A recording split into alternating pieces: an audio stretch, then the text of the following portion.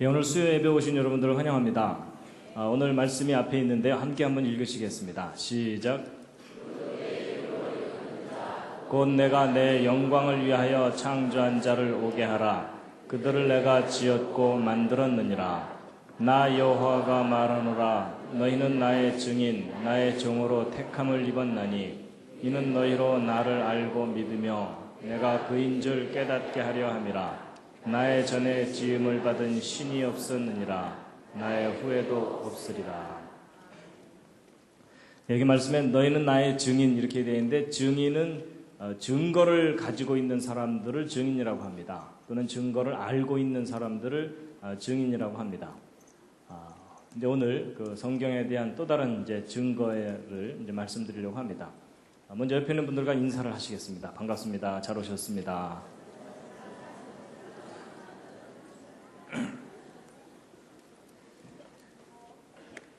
예, 오늘 오신 여러분들을 환영합니다. 오늘도 제가 환영의 뜻으로 꽃을 준비했습니다. 예, 컴퓨터에 넣어놔서 시들지도 않습니다. 예, 오늘은 네 번째 이야기, 기적과 영혼, 과학, 기적, 영혼.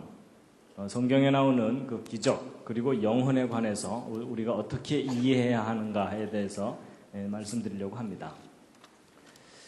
제가 이제 이 과학이 무엇이길래 이렇게 써놨는데요. 이제 왜 써놨냐면요. 여러분 예를 들어 오늘날 밤에 TV 토론 프로그램에서 어떤 주제를 가지고 아주 유명한 과학자와 아주 유명한 성직자, 뭐 예를 들면 목사님 이렇게 나오셔서 그 주제를 갖고 토론을 하면 일반 시청자들이 누구의 말을 더 믿을까요? 그렇게 대답하시면 목사님들께서 섭섭해하지 않으실까요? 예. 근데 이제 지금 현재 현상이 좀 그렇습니다. 그렇죠? 과학자들의 말을 좀 더 믿는 경향이 있습니다.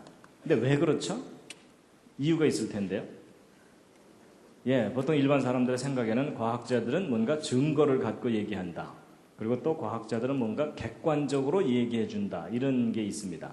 그럼 목사님들은 안 그러신가요? 근데 일반 사람들에는 이런 선입견이 있습니다. 목사님들은 일단 우긴다. 뭐 이런 게 있습니다. 뭐 그렇다는 얘기가 아니라 사람들의 생각이 그렇다는 겁니다. 이제 무슨 얘기냐면 사실 목사님들은 결론이 항상 고정되어 있습니다. 하나님은 반드시 계셔야 되고 성경은 반드시 진리여야 됩니다. 그걸 부인하는 목사님이나 이런 분들은 안 계십니다. 그렇죠? 예, 그러니까 일반 시청자들이 생각하기에는 목사님들은 뭔가 객관적으로 얘기해 주기보다는 뭔가 주관적인 선입견을 갖고 얘기한다. 이런 생각이 있다는 겁니다. 반드시 그렇다는 얘기가 아닙니다. 일반 사람들의 경향이 그렇다는 겁니다. 그런데 그런 만큼 오늘날 과학자들의 영향력이 큰 시대가 됐습니다. 그래서 과학자들이 하는 말은 거의 무비판적으로 믿습니다. 최근의 사건 빼고는요. 근데 이번에 그 황우석 교수님 그 사건이 어찌 보면 잘 터졌습니다. 왜냐하면 과학자들에 대한 무조건적인 신뢰가 별로 바람직한 게 아니구나라는 그런 교훈을 얻었기 때문에 오히려 잘된 것인지도 모릅니다. 어떤 편견을 깨트릴 수 있는. 근데 이제 오늘날 어쨌든 과학의 영향력이 아주 큰 시대이기 때문에 과학에 대해서 잘 모르면 과학자들이 하는 일을 무조건 믿어야 됩니다. 그렇죠? 그래서 이제 오늘 제가 이제 앞부분에서는 과학이 무엇인지에 대해서 생각을 좀 정리를 해드리고 그 다음에 이제 그런 정리된 과학에 대한 생각을 가지고 기적, 영혼에 대해서도 이제 설명을 드리려고 합니다. 여러분 이것은 저의 미래의 모습이 아닙니다. 예. 여러분 보통 그 진화론과 창조론 문제를 얘기할 때 객관성을 갖고 엄밀하게 이야기하기가 쉽지가 않습니다. 그렇죠? 예. 그래서 이제 기독교인들은 무조건 창조가 옳아야 되고 또 일반 사람들은 무조건 진화가 옳아야 되고 이렇게 되죠. 그래서 이제 오늘 이 시간에는요. 여러분들이 믿음은 좀 내려놓으시고요.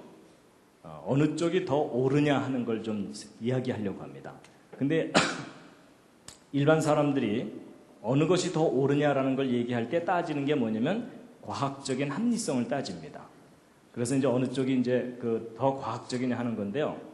제가 이제 대학에서 이 창조 진화 이런 문제에 대해서 이제 교양 강의를 하고 있는데 한 학기 끝나고 나서 채점할 때 약간 착잡한 마음이 드는 게 뭐냐면 기독교인 학생들이 오히려 논리가 부족합니다. 믿지 않는 학생들이 오히려 논리 정연하게 뭔가를 막 얘기하려고 애를 쓰고 있고, 기독교인 학생들 답안지를 채점하다 보면 대략 요점이 이겁니다. 지는 잘 모르지만 믿어요. 뭐 이겁니다. 그래서 어떤 합리적인 이 답안지를 쓰기보다는 일단 믿는다는 것에 초점을 맞춰서 막 믿음을 드러내는 그런 답안지를 쓰는데, 제가 그런 답안지에는 점수를 안 줍니다. 예. 그러니까 믿는 것도 중요하지만 그 믿음에 대한 타당한 변증이 있어야 되거든요. 근데 이제 그게 기독교인들에게 약합니다. 그게 이제 왜 그러냐면 오랫동안 기독교가 묻지마 신앙을 강조했기 때문에, 따지고 믿으면 믿음이 아니다 이런 교육을 받았기 때문에 그런 경향이 있습니다. 자, 여러분 그 과학이라는 기준을 가지고 교과서의 진화론과 성경의 창조론 이렇게 따지면은 어느 쪽으로 기울 거라고 보통 사람들이 생각하냐면 진화론 쪽으로 기울 거라고 생각합니다. 이쪽이 더 과학적이라고. 심지어 그 기독교인들조차도 성경이 더 과학적이다 이렇게 생각하는 사람 별로 없습니다. 그런데 이제 지금 현재 문제가 뭐냐면요, 교육계든 과학계든 교과서의 진화론만 인정하는 분위기입니다. 그렇죠? 이런 와중에 뭐 성경의 창조가 더 과학적이다 이렇게 주장하는 과학자는 사이비 과학자 취급을 받습니다. 그렇죠? 근데 여러분들은 지금 안타깝게도 지금 몇 주째 계속 누구한테 강의를 들으시는 겁니까? 소위 그 사이비 과학자에게 강의를 들으시는 겁니다. 그러니까 여러분 정신 바짝 차리셔야 됩니다. 여러분 제가 비교적 말을 잘하죠? 그리고 여러분은 거의 혼수 상태죠? 그냥 제가 여러분들을 얼마든지 속일 수가 있습니다. 그래서 여러분 정신 바짝 차리고 제 얘기를 들으셔야 됩니다. 그래서 제 얘기 중에 뭐 틀린 거 없나 이런 것도 생각하셔야 됩니다. 근데 이제 과학이라는 기준을 갖고 이제 따져봐야 되는데요. 여러분 그 길이를 재려면 자가 반듯해야 됩니다. 그렇죠? 예.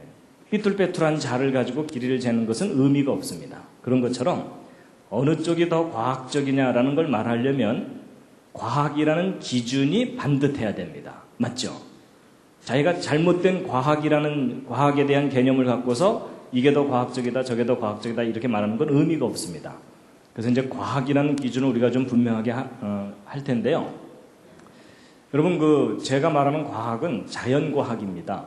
요즘 이제 과학이라는 용어가 사람들에게 상당히 설득력이 있기 때문에 뭐 인문과학, 사회과학 이러면서 뒤에 과학자를 많이 붙여왔는데, 저는 물질 세계에 대한 자연과학이라는 용어로 과학이라는 용어를 쓸 겁니다. 근데 여러분 오늘날 그렇게 과학 그러는데 과학이 뭐죠? 옆에 있는 분과 한번 상의해 보시기 바랍니다. 과학이 뭐죠? 갑자기 너무 뜬금없는 질문을 했죠?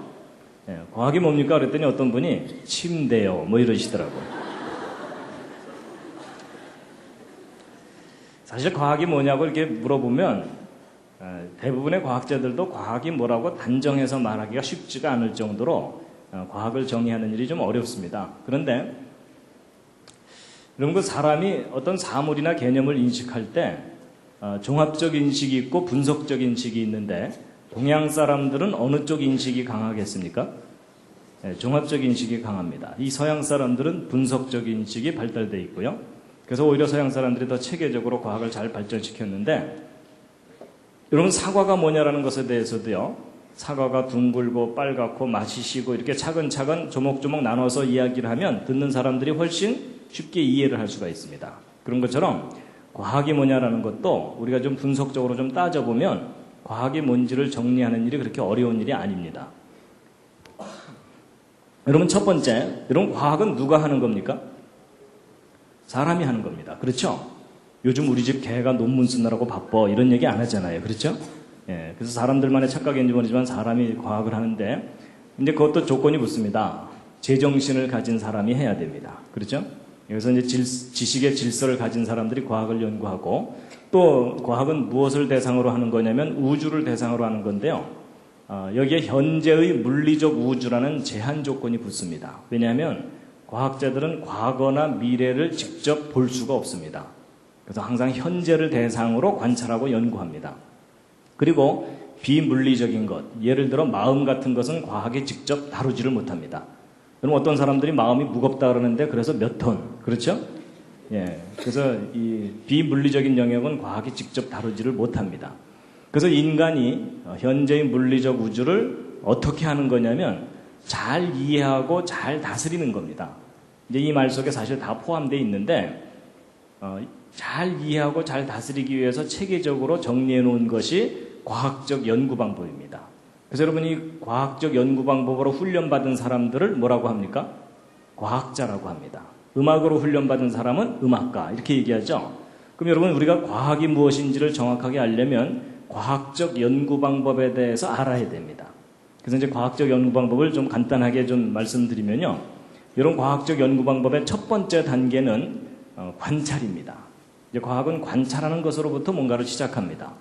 그리고 이제 관찰한 다음에는 사람들이 생각을 하게 되어 있습니다.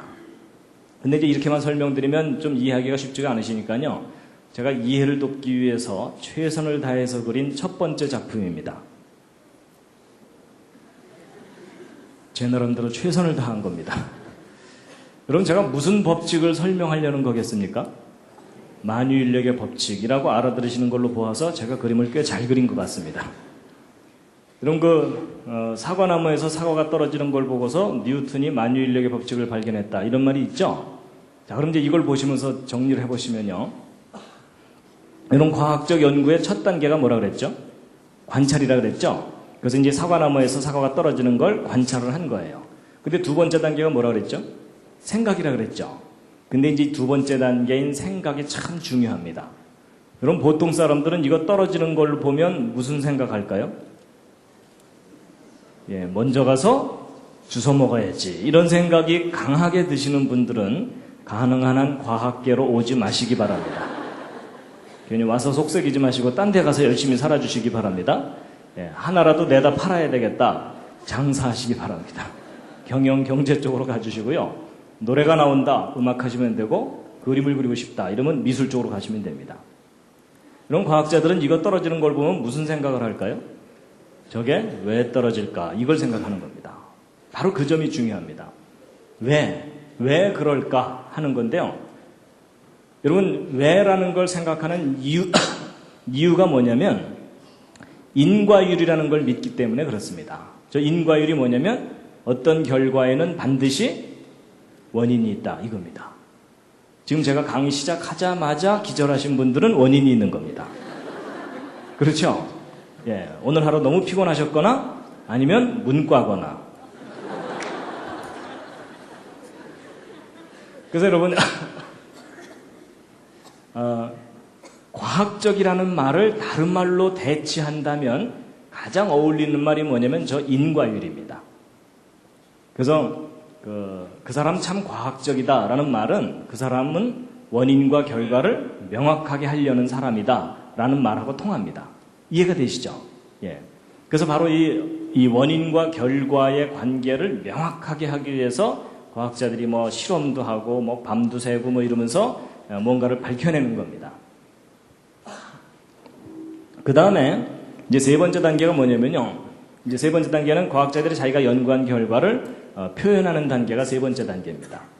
여러분 어떤 과학자가 평생 연구했는데 한마디도 안 하고 죽었다. 그럼 그 사람이 뭘 했는지 어떻게 알겠습니까? 그렇죠? 그래서 이제 과학자들이 자기가 연구한 결과를 세 번째는 표현을 하는데 근데 과학자들이 표현하는 거에 대해서 여러분 이제 조심하셔야 됩니다. 이런 과학자들이 자기들이 연구한 결과를 표현할 때 크게 두 가지로 나눠서 표현합니다. 하나는 법칙이고 하나는 이론입니다. 근데 여러분 평소에 사시면서 법칙이 뭔지 이론이 뭔지 구별 안 하시죠? 근데 이제 오늘은 좀 구별을 하셔야 되는데요. 여러분 과학의 법칙이라는 게 있습니다. 여러분 혹시 과학의 법칙 중에 뭐 떠오르는 거 있으십니까? 과학의 법칙 중에 무슨 법칙 있죠?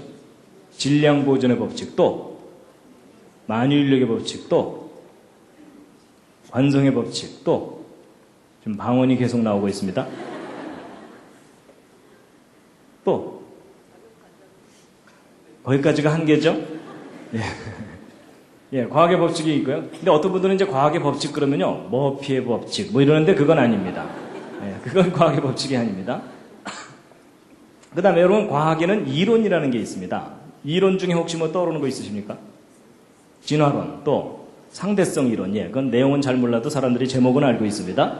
그 다음에 또 뭐 양자론, 그리고 한계적, 그렇죠? 예. 근데 이제 보세요. 여러분 과학에서 어떤 건 법칙이라고 하고 어떤 건 이론이라고 하거든요. 그래서 예를 들어 만유인력의 법칙 이렇게 얘기하지 만유인력의 이론 이렇게 얘기 안 합니다.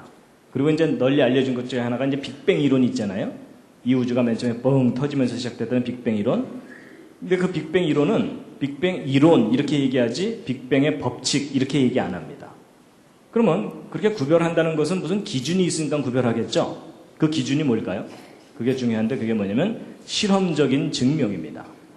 실험적인 증명. 쉽게 얘기하면 다시 눈으로 확인할 수 있는 것 이겁니다. 그래서 다시 관찰할 수 있어야 되고 예외가 없을 때 법칙이라고 합니다. 그래서 여러분 예를 들면 이겁니다. 여러분 이거 놓으면 떨어지고 놓으면 떨어지고 이거 하루 종일 놔도 하루 종일 떨어지죠. 여러분 이거 하루 종일 놓으면 얘가 미안해서라도 한 번은 옆으로 가줘야 되잖아요. 그렇죠? 근데 희한하게도 얘는 하루 종일 놔도 하루 종일 떨어져요. 그러니까 늘 다시 관찰이 가능하고 예외가 없을 때 이걸 법칙이라고 얘기합니다. 그래서 이것은 만유인력의 법칙. 그러니까 이건 확실한 거예요. 근데 이제 이론은 뭐냐? 다시 관찰할 수 없거나 다시 관찰할 수 있다 하더라도 예외가 자꾸 생기면은 이론이에요. 그럴듯하긴 하지만 이제 문제가 있는 경우거든요. 그래서 여러분 그 빅뱅 이론이 왜 이론이냐면 여러분 그 이론의 제일 약점이 뭐냐면요. 이 우주가 맨 처음에 뻥 터지면서 시작됐다고 하잖아요. 근데 그 약점이 뭐냐면 네가 봤어? 이러면 할 말이 없어요. 그렇죠. 맨 처음에 터졌다는데 그걸 본 사람이 아무도 없잖아요. 다시 볼 수도 없죠. 그런데 합리적인 설명같이 들리니까 그걸 이론이라고 하는 겁니다. 그래서 여러분 이 둘 중에 어느 쪽이 확실한 거겠습니까? 법칙이 확실합니다. 그래서 이 법칙은 확인된 것이기 때문에 그 문장 끄트머리로 이 법칙과 이론을 비교하는데 이런 법칙은 문장 끄트머리가 무엇이다 라고 말할 수 있는 게 법칙입니다. 근데 이론은 이다라고 표현할 수가 없고 어떻게 해야 되겠어요? 무엇일 것이다 이렇게 표현해야 됩니다. 여러분 이 두 개를 구별 잘 하셔야 됩니다. 보통 사람들이 저거 구별 잘 할까요? 못할까요? 저거 못합니다. 훈련받지 않으면 저거 못합니다. 그래서 여러분 저거 두 개 구별 못하는 바람에 지금 현재 여러분과 제가 지금 심히 고생하고 있는 거 아십니까? 여러분 그게 무슨 얘기냐면요. 여러분 에덴 동산에서 선악과 있죠. 여러분 하나님은 뭐라고 말씀하셨냐면 네가 먹으면 반드시 죽는다 하고 이다라고 말씀하셨어요. 근데 하와가 헷갈려갖고 뭐라 그랬어요? 죽을까 하노라 그랬죠? 그 표현이 뭐냐면은 일 것이다라는 표현입니다. 안 죽을 수도 있을 것이다 이런 표현이거든요.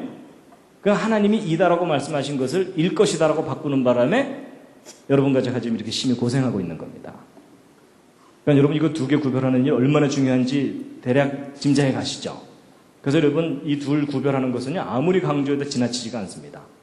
여러분이 저거 두 개만 제대로 구별하셔도요 웬만한 과학자들보다도 훨씬 분별력을 가지실 수가 있습니다. 그래서 이 둘을 예를 들면 이런 겁니다. 여러분 이 법칙과 이론의 차이는 올림픽에서 금메달과 은메달의 차이다라고 보시면 됩니다. 그래서 과학의 법칙은 금메달이고 과학의 이론은 은메달입니다. 그래서 예를 들어 여러분 A라는 국가와 B라는 국가가 메달 경쟁을 한다 그럴 때 A라는 국가 부자 나라예요. 선수단 수백 명을 전세 비행기에 태워서 호합판으로 보냈어요. 그런데 똘똘한 놈이 한 놈도 없는 바람에 금메달은 하나도 못 따고 은메달만 100개를 땄어요. B라는 국가 너무너무 가난한 나라예요. 맨발의 청춘 하나 딸랑 화물선에 태워서 보냈는데 그 청춘이 마지막 날 마라톤에서 죽어라고 뛰어갖고 1등을 했어요. 그래서 금메달을 이제 목에 걸었어요. 은메달은 당연히 없겠죠. 근데 여러분 이 두 나라 중에 어느 나라가 메달 경쟁에서 앞섭니까? B인 거 아시죠? 바로 그거예요. 여러분 은메달이 아무리 많아도 금메달 하나만 못하다. 이게 원칙이잖아요. 그렇죠? 근데 그게 과학에서 법칙과 이론의 차이라고 보시면 돼요. 이 이론이 필요가 없다는 얘기가 아니고 어떤 이론이 아무리 멋있고 그럴듯하고 수만 명이 그 이론을 믿어도 기존에 확인된 법칙에 어긋나면 그 이론은 과감하게 버려야 돼요. 아니면 처음부터 다시 한번 검토해 보든지. 그래서 여러분, 법칙에 근거해서 이론을 평가하는 것이 옳은 방법이지, 이론에 근거해서 법칙이 틀렸네 어쩌네 이러는 사람을 만나면 어떻게 해줘야 됩니까? 잘 돌봐줘야 됩니다. 여러분, 이거 생각하면 굉장히 쉬운 얘기인데, 근데 의외로 나름대로 열심히 공부했다고 하는 과학자들도 저 둘을 헷갈립니다. 그래서 여러분, 저 법칙이 우선이고 이론이 그 다음이다. 이거를 여러분이 명심을 하셔야 됩니다. 예.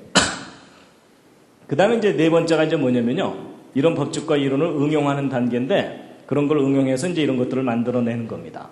근데 여러분, 일반 사람들은요, 법칙이 뭔지 이론이 뭔지 아무 관심 없어요. 그렇죠? 예, 휴대폰이나 빨리 새로 만들어내라 뭐 이러면서 이제 살고 있는 겁니다. 자, 그래서 여러분, 제가 지금까지 과학이 뭔지를 좀 정리를 해드렸는데 정리가 좀 되셨습니까? 아니, 이해는 했는데 정리가 안 된다는 게 특징입니다. 그럼 과학이 뭐죠? 옆에 있는 분과 한번 서로 얘기해 보시죠. 과학이 뭐래요? 예, 그럴 때는요, 제정신을 가진 인간이 현재의 물리적 우주를 잘 이해하고 다스리는 건데, 그걸 잘 이해하고 다스리려면 과학적 연구 방법이 필요하다. 과학적 연구 방법은 4단계가 있는데 그 중에 첫 단계가 어쩌고 저쩌고 이렇게 읽으면 됩니다. 자, 이제 이해가 되셨죠? 예. 근데 이제 기왕 이제 과학을 정리를 하니까 한두 가지만 말씀드리고 이제 그 다음 얘기를 할 텐데요. 이런 과학 연구를 왜 하냐면요, 가장 고상한 대답은 진리 탐구를 하자고 하는 겁니다. 좀 더 보편적인 대답은 행복하자고 하는 거죠. 근데 예전에는 인간만 행복하면 된다고 생각하다가 환경과 생명체가 다 중요하다, 이런 공존의 논리가 지금 생겼습니다. 근데 여기서 이제 중요한 게 뭐냐면요, 여러분, 과학을 연구하면 편리함이 얻어집니까? 평안함이 얻어집니까? 편리함이 얻어지죠. 근데 여러분, 행복하려면 편리함이 필요합니까? 평안함이 필요합니까? 둘 다 필요합니다. 여러분, 집이 머신 분 오늘 이 수요 예배 오시느라고 집에서부터 걸어왔다. 행복하시겠어요? 그래서 여러분, 우리 하도 고상하다 보면은 평안함만 중요하고 편리함이 중요하지 않다고 생각할 수도 있는데 아닙니다. 둘 다 중요합니다. 그렇죠? 근데 문제는 오늘날 사람들이요, 편리함을 얻기 위해서는 과학을 발전시켜야 된다는 건 너무나 잘 알아요. 맞죠? 근데 이 평안함을 얻기 위해서는 어떻게 해야 되는지를 잊어먹어 버렸어요. 그렇죠? 예. 근데 이제 희한하게도 현대인들이 편리함은 참 많이 얻는데 뭘 잃어버렸습니까? 평안함을 잃어버렸습니다. 그래서 결코 행복하지가 않습니다. 그래서 이 둘을 균형을 맞추는 일이 참 쉬운 일이 아니죠. 그렇죠? 예. 자, 이제 그 다음 이야기들이 더 있긴 한데요. 이거 다 했다가는 오늘 2시간 이상을 해야 되기 때문에, 예, 제가 좀 줄이면서 하겠습니다. 여러분, 이것도 이제 중요한 부분인데, 저는 기침이 조금 아직 안 나서 가끔 이렇게 울컥울컥 하더라도 좀 양해해 주시면 감사하겠습니다. 여러분, 우리가 이제 구별해야 되는 게 뭐냐면요, 과학과 과학주의를 구별하셔야 됩니다. 여러분, 제가 보통 이렇게 성경을 과학적으로 이렇게 설명하고 이렇게 증거를 하고 다니다 보면요, 가끔 아주 보수적인 입장을 가진 목사님이나 장로님들이 성경 무조건 믿으면 됐지 뭘 따지고 믿으려고 그러느냐, 이런 얘기를 하시는 경우가 있거든요. 근데 여러분, 그건 오해입니다. 여러분, 한번 생각해 보세요. 여러분, 이 우주 만물을 창조하신 분이 하나님이시죠. 그럼 하나님께서 이 우주의 법칙과 질서를 부여하셨죠? 근데 과학은 무엇을 하는 거냐면 이 우주의 법칙과 질서를 발견해내고 이해하는 겁니다. 그렇다면 여러분, 과학을 연구하면 당연히 어떤 결론이 나오게 되어 있냐면 하나님이 계시다는 것과 이 세상이 창조되었다는 것, 그리고 성경이 진리라는 것이 반드시 드러나게 되어 있습니다. 근데 문제는 과학이 잘못된 게 아니라 잘못된 과학주의가 잘못된 겁니다. 그래서요, 과학은요, 하나님이 창조하신 여러 가지 영역 중에 하나입니다. 이런 많은 영역 중에 하나입니다. 여기에 지금 자기 전공이 없다고 해서 너무 섭섭해하지 마시기 바랍니다. 칸이 모자라서 몇 개만 쓴 겁니다. 그래서 여러분, 우리가 버려야 되는 건 과학주의를 버려야 되지 과학을 버리면 안 됩니다.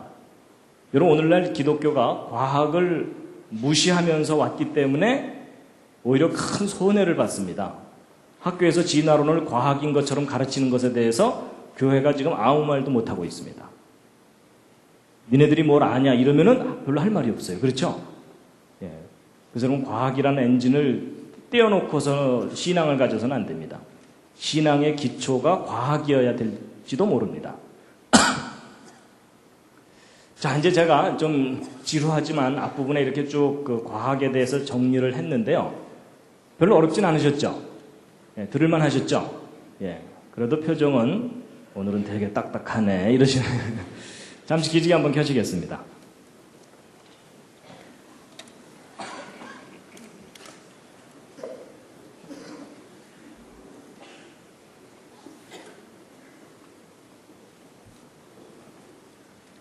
예, 지난주에는 인생 계획이 없던 지질학 공부를 하셨습니다. 예, 근데 이제 오늘은 또 뭐 과학이 뭐 이거 저럭쿵 지금 얘기를 해서 좀 딱딱하다고 느끼실지도 모르는데요. 이제 제가 이제 좀 이따 기적, 영혼 이런 걸 얘기하려면 과학을 정리를 해야만 그게 설명이 가능합니다. 그래서 이제 할 수 없이 제가 이렇게 말씀을 드린 거고요. 자, 근데 이제 보세요.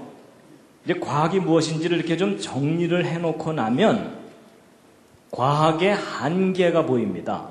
여러분, 보통 많은 사람들이 과학의 한계를 정확하게 모르기 때문에 미신, 맹신, 불신 이런 걸 가지고 있습니다. 그래서 여러분 보세요. 아까 그 과학적 연구 단계가 4단계가 있다 그랬죠? 그럼 이 4단계를 잘 보시면 과학의 한계가 보입니다. 자, 첫 번째가 뭐냐면요. 과학적 연구의 첫 단계가 관찰이죠. 이걸 뒤집어서 얘기하면 관찰할 수 없는 것은 과학이 확실한 결론을 낼 수가 없다는 얘기입니다. 그래서 예를 들면 이제 이런 겁니다. 그게 이제 첫 번째 관찰의 한계인데요. 그럼 과학은요, 시간, 공간, 물질, 이것은 너무나 정확하게 잘 측정합니다. 그래서 뭐 1억 분의 1초, 1조 분의 1g, 이런 것까지 막 과학자들이 다 측정을 해요. 그런데 과학이 못하는 게 뭐냐면요. 과학자들이 못하는 게 뭐냐면은 이 비물리적인 영역에 대해서는 과학자들이 어쩌지를 못해요. 예를 들면 이제 마음입니다. 마음. 오늘 여기 오신 분들은 다 마음을 가지고 계십니까? 옆에 있는 분 한번 살짝 보시죠. 마음이 보이세요? 시커매요? 근데 정말 마음 가지고 계세요? 혹시 마음이 없으신 분? 나 마음이 없다. 그런 분은 안 계시죠? 다 마음 있으시죠? 좋아요. 마음이 있다고 계시니까. 그러면 여러분의 마음이 여러분 몸 안에 있습니까? 몸 바깥에 있습니까? 몸 안에? 예, 좋아요. 그러면 그렇게 큰 몸도 아니니까 각자 자기 마음이 있는 곳을 한번 가리켜 보세요. 여러분 마음은 어디에 있습니까? 지금 뭐 여기 지금. 근데 마음 가지고 계십니까? 정말요? 어디요? 보이지 않는다고요? 대충 피하시는 거 아닌가요? 근데 여러분 사실 마음이 어디냐고 물어보면 대답하기 곤란하죠? 사실은 제 질문이 틀린 질문입니다. 마음은 위치가 있지를 않습니다. 여러분 위치라는 것은 공간적인 개념이잖아요. 그렇죠? 근데 마음은 다른 차원이에요. 그래서 마음은 위치가 없어요. 제 질문이 틀린 겁니다. 뭐 어떤 분들은 뭐 심장 옆에 몇 센치 뭐 이러는데 그거 아닙니다.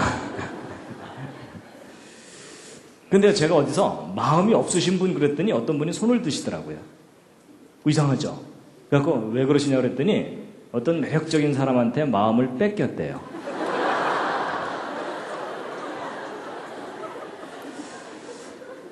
그래서 저도 뭐 할 말이 없어갖고 조만간 도로 찾으시죠. 뭐 이러고 이제 그러고 말았는데요. 그러니까 여러분 잘 뭐 그런 경우 빼고 마음은 다 있다고 믿잖아요. 그렇죠? 근데 있지만 눈으로 안 보이죠. 여러분 그 점이 참 중요합니다. 존재하지만 눈에 안 보이는 대상이 있다는 얘기입니다. 근데 그런 걸 모르면 과학주의에 빠지는 거예요. 예를 들면 그게 이거예요. 사람들한테 하나님 믿으십시오. 그러면 사람들의 1차적인 반응이 뭐예요? 보여줘봐, 믿게, 뭐 이러죠. 여러분 보여줘봐, 믿게 라고 말하는 그 말에 어떤 생각이 들어있는 거예요? 과학주의적인 생각이 들어있는 거예요. 눈으로 볼 수 있는 것만 존재한다고 믿겠다라는 입장이잖아요. 그렇죠? 여러분 그런 걸 과학주의라고 얘기해요. 근데 그 과학주의는 결코 틀린 생각이에요. 맞죠? 그럼 그 사람은 마음도 봐야 믿겠네요. 그렇죠? 그럼 그 사람 내가 너를 사랑한다니까 이러면은 보여줘봐 뭐 이럴 거 아니에요. 그렇죠? 그래서 여러분 이 과학은 관찰할 수 있는 범위 내에서만 무언가를 한다는 걸 모르면 뭐든지 다 관찰해야 된다고 생각하는 그런 걸 과학주의라고 얘기하는 겁니다. 이해가 되시죠? 예. 그러니까 그런 분들을 만나면 어떻게 해야 돼요? 잘 돌봐드려야 됩니다. 예. 과학의 한계를 모르는 사람이거든요. 그 다음에 이제 그래서 마음은 심리학이라는 영역에서 따로 다루고요. 물론 이제 과학이 좀 도움을 주기는 합니다. 그 다음에 이제 정신이라든지 영혼 이런 것도 있습니다. 여러분 영혼. 영혼은 이제 좀 이따 제가 말씀드릴 거고요. 그 다음에 이제 과학의 또 다른 한계가 뭐냐면요. 여러분 증명한 것만 이다라고 할 수 있다는 얘기죠. 그럼 증명할 수 없는 건 단정할 수 없다는 거예요. 그래서 여러분 증명이라는 게 뭐냐면 다시 관찰할 수 있는 거잖아요. 다시 관찰할 수 없는 것은 달리 얘기하면 한 번밖에 일어나지 않는 사건들은 과학이 단정을 못해요. 증명을 못한다는 얘기입니다. 그래서 예를 들면 그게 뭐냐면요. 역사입니다. 역사. 여러분 예를 들면 거북선을 누가 만들었죠? 이순신 장군의 부하들이. 그렇죠? 그분이 직접 대패질 하셨겠어요? 그렇지만 이제 우리는 대표성을 갖고 이순신 장군이 거북선을 만들었다 이렇게 이제 알고 있죠? 근데 여러분 보세요. 여러분 이순신 장군이 거북선을 만들었다는 걸 여러분이 어떻게 그렇게 확신을 하세요? 직접 보셨어요? 안 봤죠? 근데 여러분이 어떻게 이렇게 확신을 하세요? 드라마에 나오니까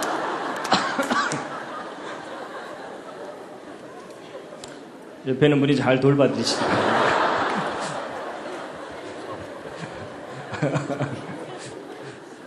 그럼 드라마에 나오면 다 믿어야 되나요? 이제 그건 아닌데 여러분 이순신 장군이 거북선을 만들었다는 건요. 여러분이 기록을 믿는 겁니다. 역사의 기록을 믿는 거지 사실을 확인하는 게 아니에요. 맞죠? 그래서 여러분 역사는 믿음의 대상입니다. 믿음의 대상. 사실 확인의 영역이 아니에요. 역사는 되풀이되지가 않거든요. 그렇죠? 그래서 여러분 이순신 장군이 거북선을 만들었다는 것은 여러분의 믿음이지 확인할 수 있는 게 아니에요. 맞죠? 그런데 이제 한국에 살면서 이순신 장군이 거북선 안 만들었을 걸 이러고 돌아다니면 돌 맞습니다. 그런데 여러분 혹시 이런 거 아세요? 여러분 예전에 우리나라 역사 삼국시대 배울 때 막 고구려 백제 신라가 한반도하고 만주 땅에 걸쳐서 있었다 이렇게 배우셨죠? 그렇죠? 근데 여러분 얼마 전부터 역사학자들 중에 저것은 일제시대 때 왜곡되고 축소된 잘못된 역사다. 우리의 진짜 삼국시대는 저런 것이 아니었다. 아마도 이런 모습이었다라는 겁니다. 심히 마음에 드시죠?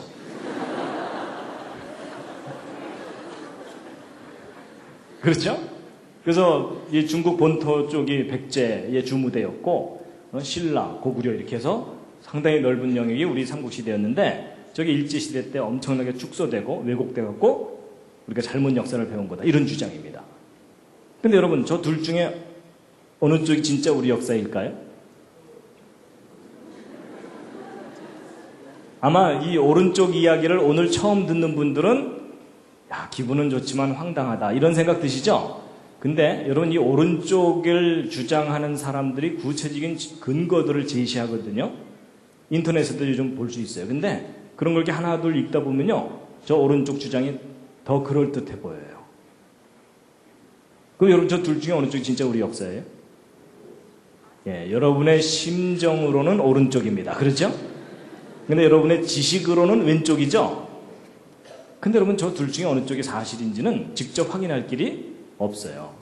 그래서 역사관이라는 게 뭐냐면 어떤 관점을 갖고 역사를 바라보느냐 하는 그런 입장이거든요. 그러니까 역사관은 우리가 가질 수 있지만 역사를 확인할 수는 없어요. 그렇죠? 둘 다 우기기 나름이에요. 그래서 여러분 역사는 결코 증명의 대상이 아니고 믿음의 대상입니다. 그런데 이제 이런 이례적인 사건이 연속적으로 일어나는 건 역사라 그러고요. 이 이례적인 사건이 딱 한 번만 일어나는 것을 기적이라고 합니다. 그게 기적이에요. 그래서 여러분, 진정한 기적은 증명할 수 있을까요? 없을까요? 진정한 기적은 증명할 수 없습니다. 그렇죠? 예.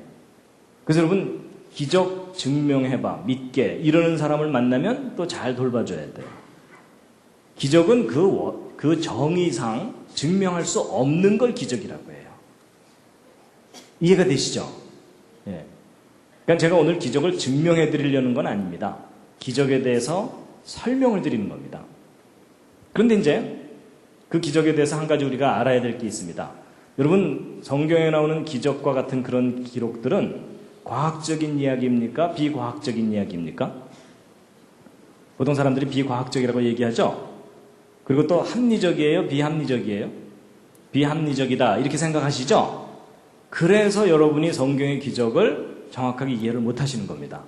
여러분, 기적 중에도요, 과학적이고 합리적인 기적이 있습니다. 근데 그런 얘기 못 들어보셨죠?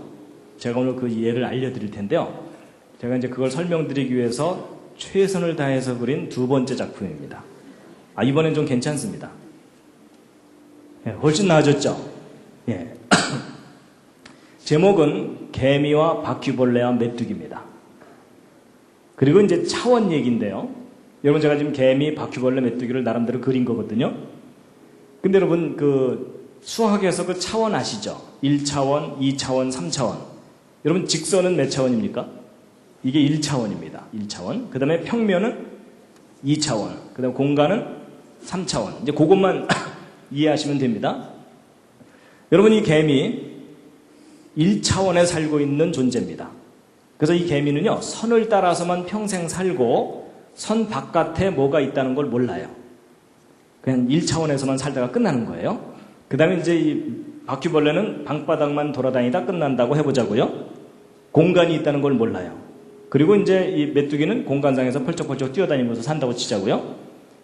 자, 이 개미, 무신론 개미입니다. 신은 없다. 그러면서 교회 다니는 다른 개미들을 핍박하면서 야, 이 비과학적인 존재들아 이러면서 증명할 수 있는 것만 믿고 이런 개미예요. 근데 이 개미가 나름대로 이제 소신을 갖고 잘 살고 있었는데 어느 날 뜻하지 않은 사건이 일어났습니다. 바퀴벌레 한 마리가 자기 앞을 쓱 지나간 거예요. 개미가 놀랬겠습니까? 안 놀랬겠습니까? 놀랬죠. 그렇죠? 왜냐하면 어떤 존재가 자기 차원으로 싹 들어왔다가 사라졌잖아요. 그렇죠? 놀래긴 했지만 이 개미가 워낙 이성이 강했기 때문에 내가 어저께 잠을 잘못 자서 헛걸받는가 보다 이러면서 그냥 지나가 버렸어요. 근데 이 바퀴벌레가 한 번만 지나갔으면 문제가 없었는데 며칠 후에 또 한 번 지나갔어요. 개미가 이번에 진짜 놀랬겠어요? 안 놀랬겠어요? 이번엔 진짜 놀랐어요. 왜냐하면 자기가 한 번 본 게 아니라 두 번이나 봤잖아요. 그러니까 지난번 본 게 잘못 본 게 아니에요. 그래서 이제 이 개미가 가만 생각해 봤더니 자기가 지금 뭘 본 거냐면 기적을 본 거예요. 왜냐하면 여러분, 이 개미는요, A 지점에 존재하다가 B 지점으로 이동하려면 이 중간을 지나가야만 되죠. 근데 어떤 제3의 존재가 A 지점에 나타났다가 중간에서는 전혀 관찰되지 않다가 B 지점에서 다시 나타났죠. 개미한테는 이게 가능해요? 불가능해요? 불가능하죠. 근데 저 바퀴벌레는 그걸 했죠. 그러니까 이 개미가 볼 때는 지금 이게 자기가 뭘 본 거예요? 기적을 본 거예요. 비과학적인 현상을. 그렇죠? 개미가 너무나 놀래갖고 그날 이후로 방탕했던 과거를 청산하고 신이 존재한다는 걸 믿게 된 거예요. 근데 이 개미에게 누가 신이에요? 바퀴벌레가 신이에요. 그래갖고 이 개미가 막 이제 주변 사람들한테 전도를 다니기 시작한 거예요. 신은 있다. 내가 체험했다. 이러면서 회개하라. 뭐 이러면서. 그래갖고 이 개미가 아주 신앙심이 깊은 개미가 됐는데 이 개미의 신앙이 점점 발전해갖고 무슨 신앙으로 발전했을까요? 재림 신앙으로 발전했습니다. 언젠간 다시 오실 거다. 이러면서 사는 거예요. 이해가 되시죠? 자, 그런데 이제 이 바퀴벌레는 자기가 개미에게 신적인 존재가 되는지도 모르고 방바닥에 빵 부스러기 찾아서 열심히 돌아다니고 있다가 이 바퀴벌레도 똑같은 상황을 경험한 거예요. 뭐냐면 메뚜기 한 마리가 자기 차원으로 들어온 거예요. 놀랬겠죠? 놀랬지만 이제 바빠서 그냥 살다가 어느 날 사라졌어요. 뛴 거죠. 그 다음 며칠 후에 다시 나타났어요. 기적이죠. 그렇죠? 그래갖고 이 바퀴벌레도 이 두 번째 메뚜기가 나타난 날 방탕했던 과거를 청산하고 이 메뚜기를 따라다니면서 저를 제자 삼아 주시옵소서 이러면서 이제 한동안 다니다가 어느 날 또 메뚜기가 또 뛰었어요. 승천한 거죠. 그렇죠?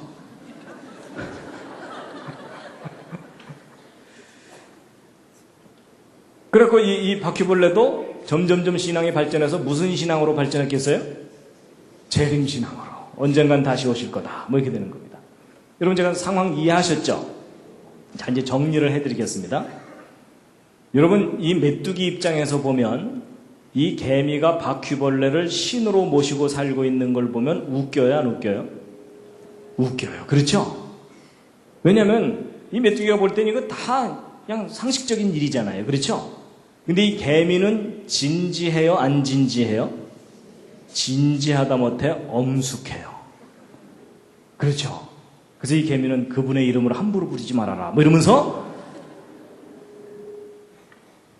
그러니까 여러분 이 메뚜기가 볼 때는 모든 게 상식적이고 과학적인 일인데 이 개미가 볼 때는 다 비과학적이고 비상식적이고 다 기적이에요. 여러분 위 차원에서 아래 차원을 보면 다 그냥 상식이에요. 근데 아래 차원에서 위 차원을 볼 때는 다 기적이에요. 근데 제가 왜 이런 말씀을 드리냐면요. 여러분과 제가 이 개미나 바퀴벌레 같은 상황일 수 있다는 얘기입니다. 여러분과 저는 지금 현재 몇 차원을 살고 있냐면 3차원을 살고 있습니다. 그렇죠? 그래서 공간상에서는 얼마든지 휘젓고 살아요. 그렇죠? 네, 비행기 타고 왔다 갔다 하기도 하고 가끔 한 잔 들어가면 다 나와 뭐 이러면서 살잖아요. 그런데 여러분과 제가 뛰어넘지 못하는 차원이 적어도 하나 이상 있습니다. 우리가 잘 알고 있는 그 하나의 차원이 뭐냐면 시간이에요. 시간. 그래서 여러분과 저는요. 지금 현재 같은 시간에서 함께 살아가고 있습니다. 그렇죠? 그래서 여러분 지난주에 뵀으니까 이번 주에도 또 만났잖아요. 그렇죠? 여러분 중에 혹시 옆에 있는 사람이 밉다고 야, 너 좀 뒤로 좀 쳐져서 올래? 뭐 이럴 수가 없잖아요. 세상이 싫다고 나 먼저 갈게 이러면서 자기가 시간을 앞서갈 수도 없죠? 여러분과 저는 늘 같은 시간을 같이 가고 있어요. 근데 만약에 우리 차원을 뛰어넘는 어떤 존재가 우리 과거에도 나타났었다가 현재에 나타나서 함께 지내다가 그러다가 나중에 다시 올게 이러면서 먼 훗날 다시 나타날 수도 있겠죠. 근데 우리가 그런 현상을 보면 다 뭐예요? 기적이에요. 그렇죠? 근데 그 위차원에서 보면은 뭐겠어요? 과학적이고 합리적인 일이라는 거죠. 근데 여러분 제가 지금 설명드린 이 내용이 성경에 똑같은 형태로 나와요. 어디에 나오냐면 여러분 요한복음 8장에 여러분 예수님께서 이스라엘 사람들하고 얘기하다가 이스라엘 사람들한테 돌 맞을 뻔한 적이 여러 번 있어요. 근데 그 중에 하나가 바로 이제 이 부분입니다. 함께 한번 읽어보시겠습니다. 시작.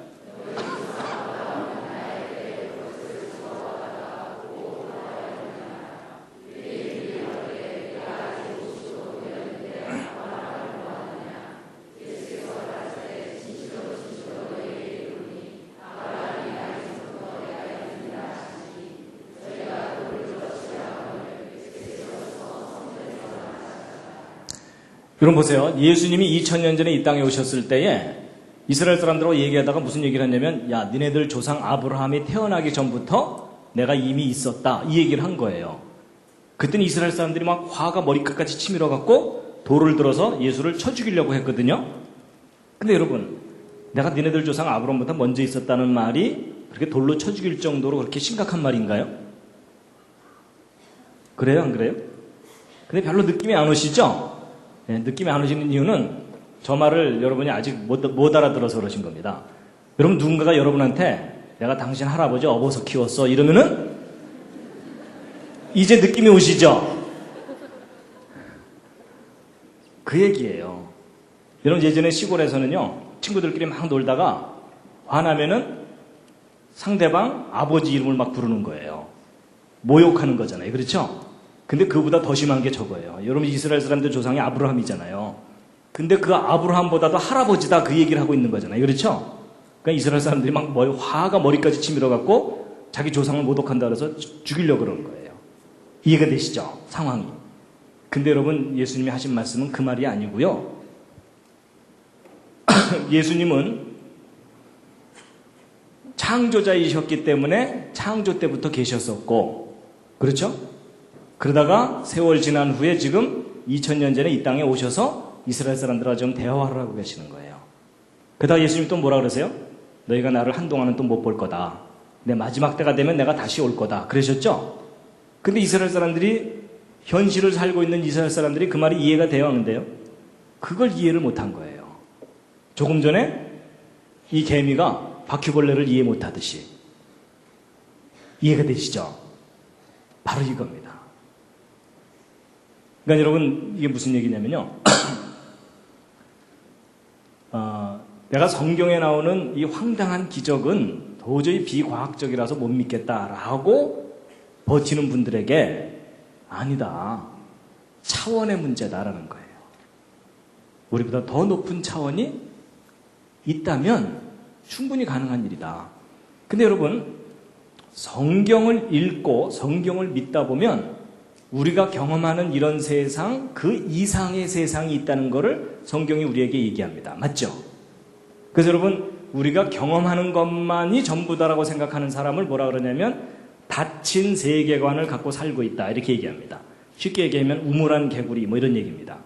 그런데 아니다. 우리가 경험하는 세상보다도 더 이상의 세상이 있다라는 것을 열린 세계관을 갖고 있다라고 얘기합니다.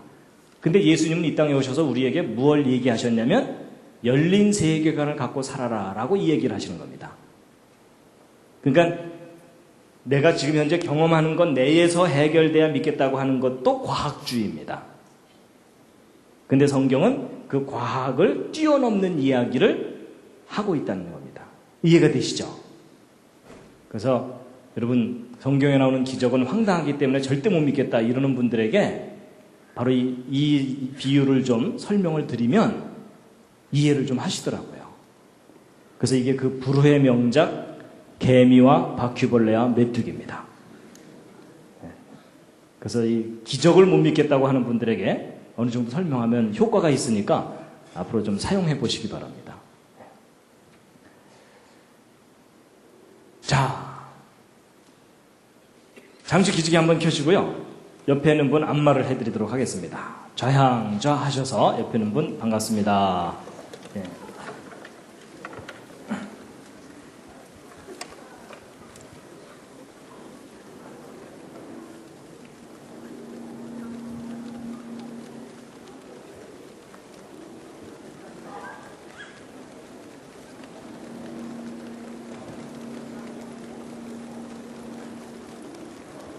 예, 반대로도요.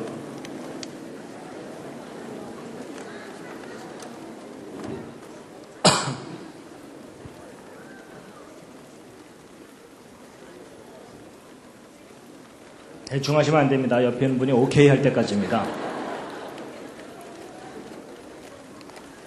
예, 혼자 계신 분들은 혼자서라도 좀 이렇게 좀 몸을 좀 풀어주시고요. 예.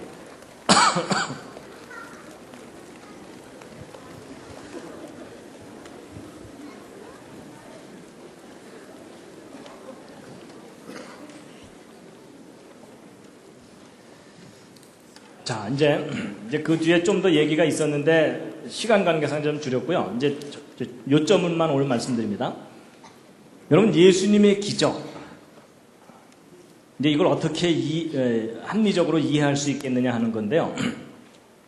여러분 예수님이 무리를 걸어가시고 물로 포도주를 만드시고 이런 거 믿으십니까?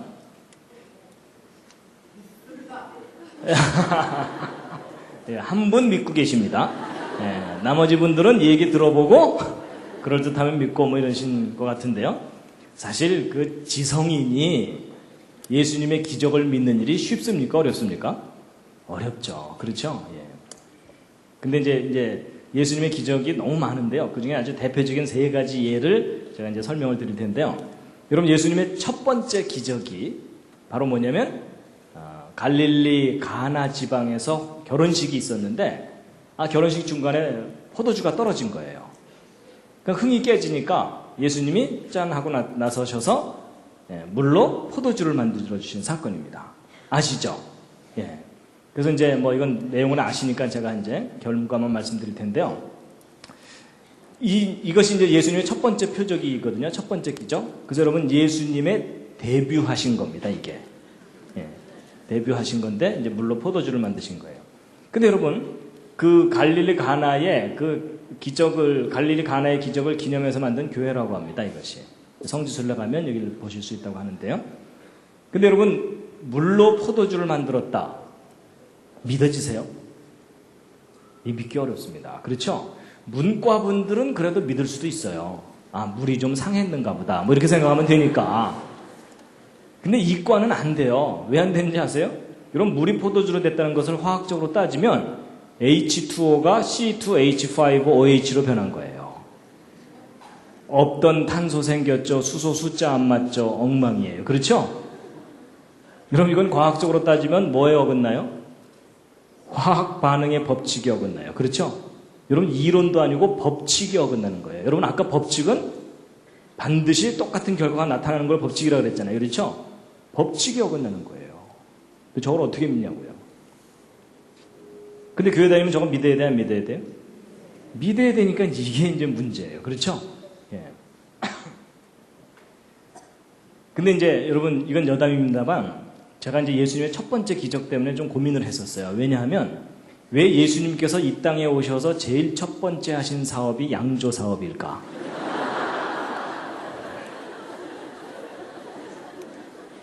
그게 좀 이상하더라고요. 저는 어렸을 때 교회 다니면 술 마시면 안 된다 이런 얘기를 하도 들어가지고 안 되는 줄 알았는데 놀랍게도 제가 믿는 예수님이 제일 첫 번째 하신 사업이 오히려 술을 만드신 거예요. 그것도 이미 잔치에 흥이 나가지고서 막 한참 취해 있는 사람들에게 술이 딱 떨어졌으면 기도하고 헤어집시다 이래야 되는데 오히려 더 좋은 술을 만들어 주신 거예요. 맞죠? 여러분 지구상에 있었던 제일 좋은 술이 뭐였겠어요? 이때 예수님이 만드신 이 술이 제일 좋은 술이었어요. 맞죠? 그럼 그날 밤 이 사람들 어떻게 됐겠습니까? 잔뜩 취했겠죠. 왜냐면 세상에서 제일 좋은 술을 마셨으니까. 물론 이제 그 다음날 일어날 때 뒷골이 땡기거나 이러진 않았을 거예요. 그렇죠? 워낙 좋은 술이었기 때문에.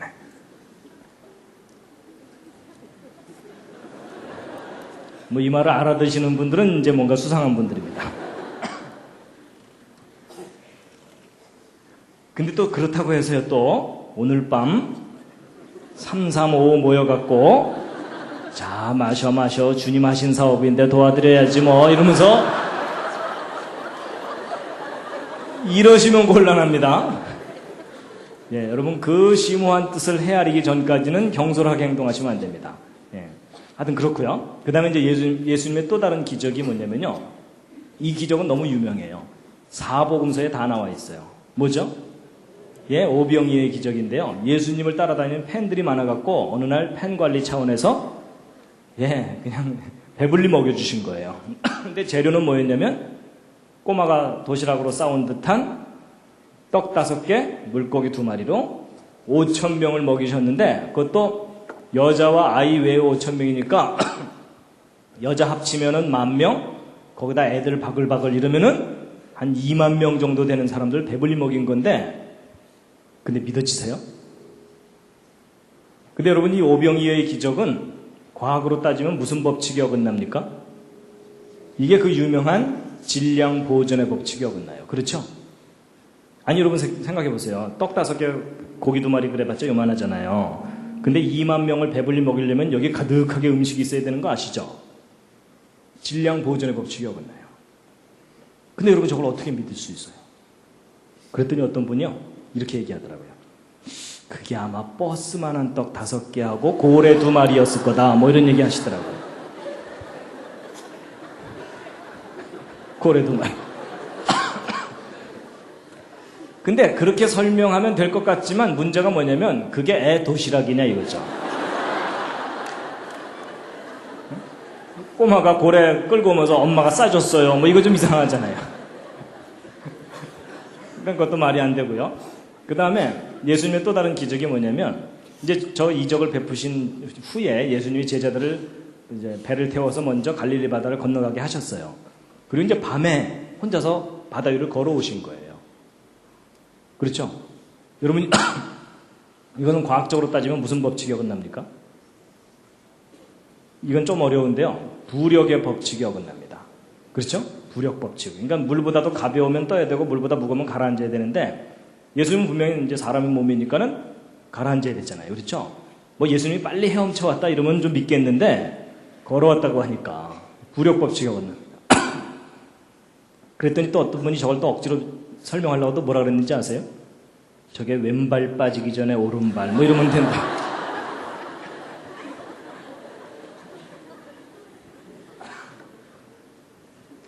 근데 여러분 보세요. 여러분 예수님이 행하신 기적마다 과학의 이론이 아니라 다 과학의 법칙에 어긋나요. 아니 이론에 어긋나면은 그 이론이 틀릴 수도 있다 이렇게 얘기하면 되잖아요. 그렇죠? 근데 법칙에 어긋나는 걸 어떻게 설명을 하냐고요. 근데도 여러분 저건 다 믿으시죠? 근데 여러분은 믿는다고 치더라도 저는 그래도 과학을 공부했다고 하는 사람인데 과학자의 양심을 버리지 않고 예수님의 기적을 믿을 수 있는 방법 좀 알려주실래요? 저를 좀 설득해 주시죠. 삥 둘러서서 그냥 안수기도 하나요? 주여 이자가 믿게 하여 주시옵소서 이래야 되나요? 근데 이제 제가 요점만 말씀드리면 이겁니다.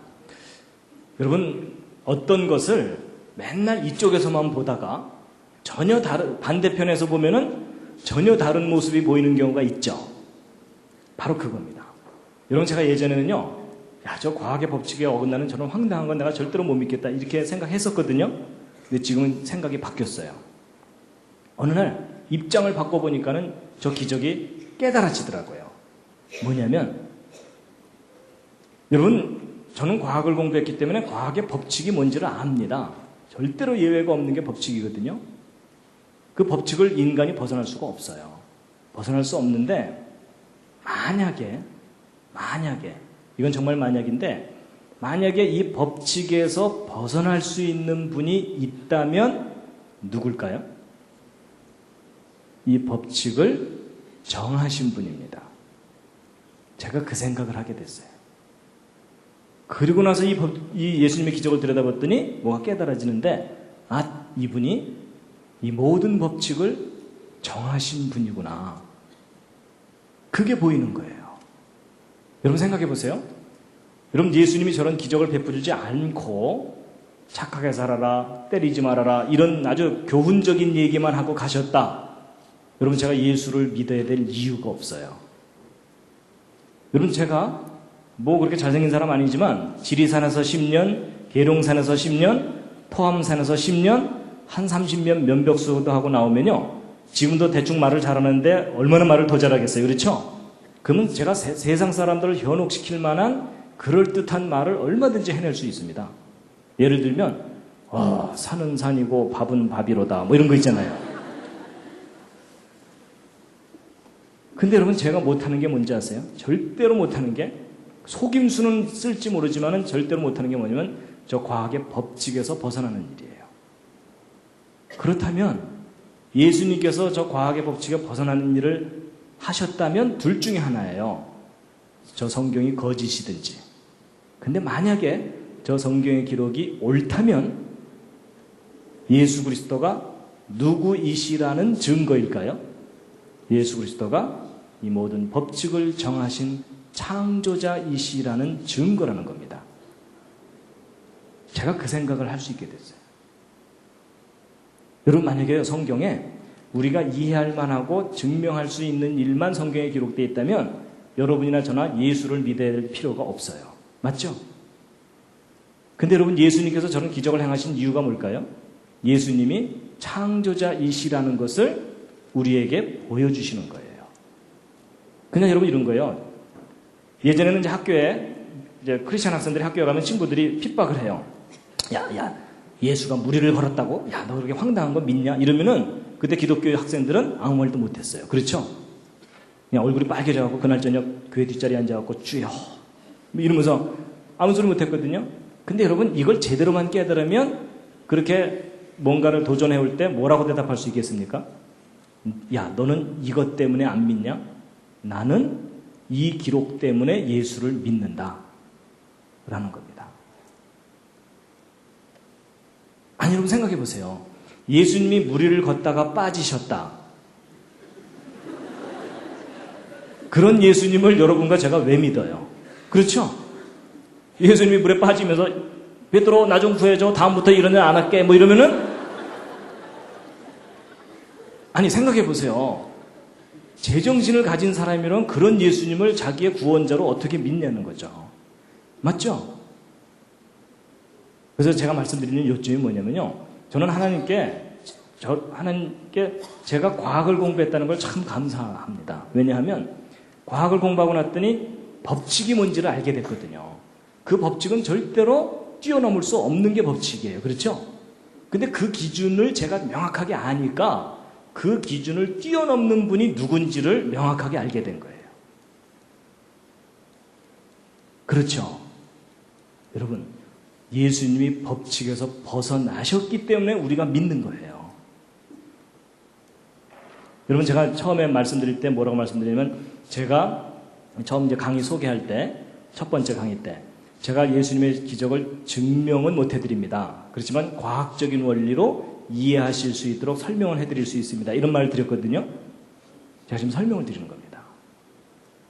그래서 여러분, 과학의 법칙 중에 가장 강력한 법칙이 있습니다. 생명에 관한 법칙이 있습니다. 그 법칙은 아무도 못 깨트려요. 예외가 없고. 무슨 법칙일까요? 예, 그게 뭐냐면 죽음의 법칙입니다. 그렇죠? 죽음의 법칙. 여러분, 성경에 나오는 기적은요, 보통 미러클이라고 표현되어 있지 않고요, 이적이라고 표현되어 있습니다. 사인이라고. 이 사인이라는 게 과학적인 용어로 바꾸면 에비던스, 증거란 뜻입니다. 그러니까 예수님이 기적을 베푸신 것은 예수님이 창조자이시라는 것에 대한 증거다라는 뜻입니다. 근데 과학의 법칙 중에 가장 강력한 법칙이 죽음의 법칙입니다. 그렇죠? 그럼 제가 예언 하나 해드릴까요? 여러분 다 죽습니다. 그 예언은 반드시 맞아요. 틀릴 리가 없어요. 그렇죠? 여러분 예외가 없다는 게 법칙이라는 거 아시죠? 그래서 저 법칙이에요. 죽음의 법칙. 근데 저 법칙에서 벗어나신 분이 계시는 거예요. 누구죠? 예수 그리스도이세요. 그래서 제가 예수를 믿어요. 어떤 사람은요, 예수님의 기적을 증명해보라 그래요. 그러면 자기가 믿겠다고. 그럼 여러분, 제가 만약에 어느 때라도 죽었다 다시 깨어날 수 있으면은 제가 예수를 믿을 필요가 있을까요? 없을까요? 없어요. 그건 더 이상 기적이 아니잖아요. 그렇죠? 나도 할 수 있는데. 여러분, 제가 증명할 수 없으니까 예수를 믿는 겁니다. 그래서 그렇기 때문에 2000년 전에 이 땅에 오셨던 예수님께서 우리에게 너무나 분명하게 하신 말씀이 바로 이 말씀인데 함께 한번 읽으시겠습니다. 시작.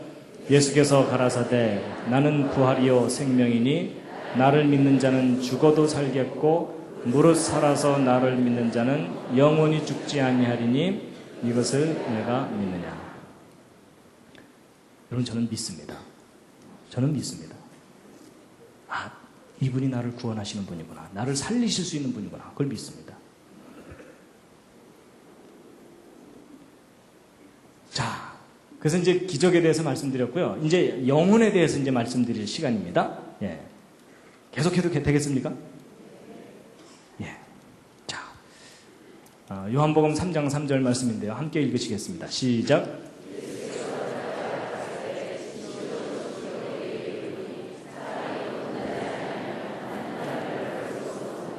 예, 사람이 두 번 태어나지 아니하면 하나님 나라를 볼 수 없다는 말은 천국을 못 간다는 겁니다. 그렇죠? 근데 여러분 저 말씀은요, 천국을 정말 가고 싶은 사람에게 해당되는 말씀입니다. 그죠? 가고 싶지 않은 사람한테는 천국 가자고 해도 안 가니까요. 그렇죠? 예. 근데 이제 여러분 이런 겁니다. 그 믿지 않던 사람이 예수 믿으면 구원을 받고 천국 갑니다. 이래갖고 이제 교회를 다녀요. 근데 교회를 다니다 보면 이상한 얘기를 또 하나 들어요. 그게 뭐냐면 바로 저거예요. 무슨 얘기냐면 당신 거듭나셨습니까? 이런 거예요. 그러면 헷갈려요. 그렇죠?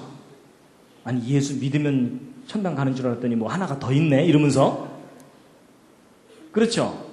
자, 여러분, 겉으로 대답 안 하셔도 됩니다. 마음으로 한번 대답해 보세요. 여러분, 거듭나셨습니까? 아니, 대답 안 하셔도 돼요. 근데 마음으로 한번 해보세요. 근데 여러분 보세요. 저도 이 질문 때문에 고민을 참 많이 했어요. 저 거듭난다는 게 정확하게 뭔지를 알아야 거듭났는지 아닌지를 대답하잖아요. 근데 여러분, 거듭난 게 뭔지를 여러분 정확하게 아세요? 이게 쉽지 않습니다. 그렇죠?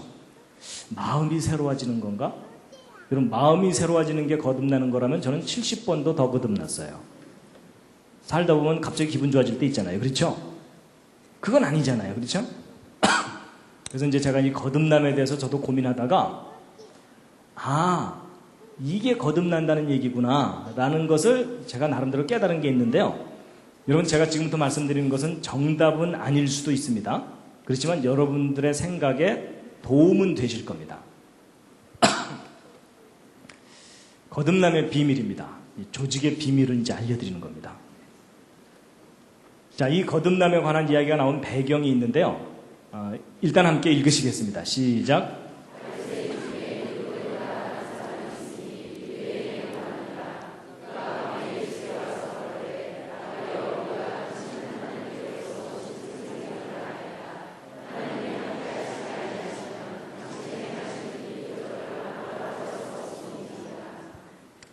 여러분, 그 니고데모라는 사람은 아주 뛰어난 사람입니다. 바리새인이라는 말은 종교적으로 거의 빈틈이 없는 사람이다 라고 말할 정도입니다. 그 다음에 유대인의 관원이라는 얘기는 세상적으로 출세한 거예요. 그렇죠? 여러분, 종교적으로도 세상적으로 다 출세했으니까 우리가 부러워할 만한 모델이 되는 사람이라고 볼 수 있어요.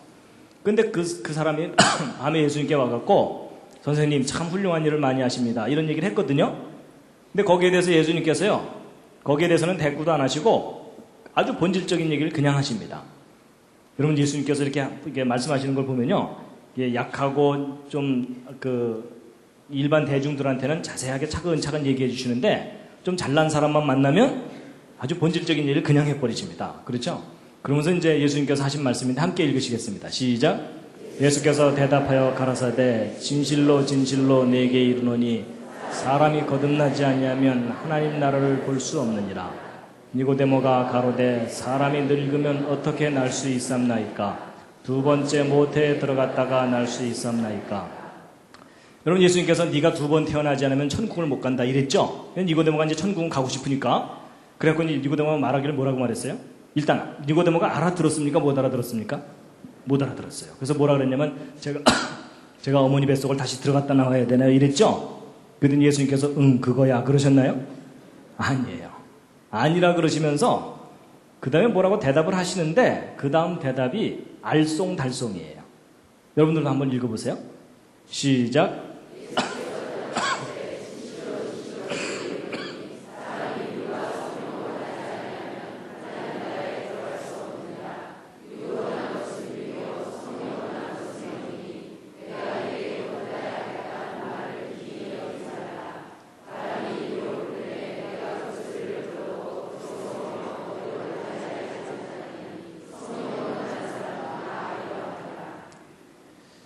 여러분, 저 예수님 하신 말씀 읽으시면서 그냥 뜻이 선명하게 깨달아지시는 분, 아니 뭐 있을 수도 있습니다. 그렇지만 일반 사람들은 대부분 다 저게 무슨 말인지 혼동이 돼요. 그렇죠? 예수님도 보세요. 내가 내게 거듭나야 하겠다는 하는 말을 이상하게 여기지 말라 이러셨죠? 이상하게 말씀해 놓으시고 나서 이상하게 여기지 말라 그러세요. 그렇죠? 예. 근데 이제 그것에 대해서 또 읽겠습니다. 시작.